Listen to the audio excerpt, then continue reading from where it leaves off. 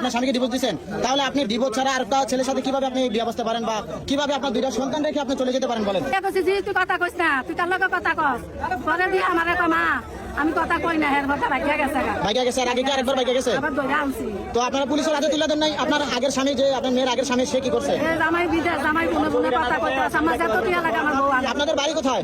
সেই স্ত্রী দুটি সন্তান রেখে অন্য পুরুষের সাথে হাত ধরে পালিয়ে যায় এবং সেখানে তাদেরকে হাতে নাতে আটক করে। গিয়ে প্রবাসী স্বামী শাশুড়িকে ফোন দিয়ে বলে, আম্মা যত টাকা লাগুক আপনি আমার বউকে ফিরিয়ে নিয়ে আসুন, আমি সব দিতে রাজি। এই স্ত্রী দাবি ধরেন যে তার স্বামী নাকি তাকে হাত খরচের টাকা দেয় না, এই জন্যই নাকি সে পরপুরুষের হাত ধরছে, যার ফলে এই অবস্থা। মহিলার মাও বুঝতে পারে যে তার মেয়ে অন্য পুরুষের সাথে কথা বলছে, তাই তার মেয়েকে না করে যে অন্য পুরুষের সাথে কথা না বলতে। এই মহিলাটি জানান, আমি কারোর সাথে কথা বলি না, কিন্তু এর আগেও এই মহিলাটি কারোর সাথে ভেগে গিয়েছিল, কিন্তু তার মা এনেছিল। মহিলাটির মা জানান যে আমি আমার জামাইয়ের সঙ্গে আমার মেয়েকে দেবো, যেহেতু আমার জামাই এখন নিতে রাজি আছে। মহিলাটির মা আরও বলেন যে আমি ওই ছেলেকে পুলিশে দেবো যে ছেলেটি আমার মেয়ের সাথে সর্বনাশ করতে চেষ্টা করছিল, দুইটি সন্তান রেখেও সে কেন সম্পর্ক তৈরি করলো, আমি তাকে ছাড়বো না।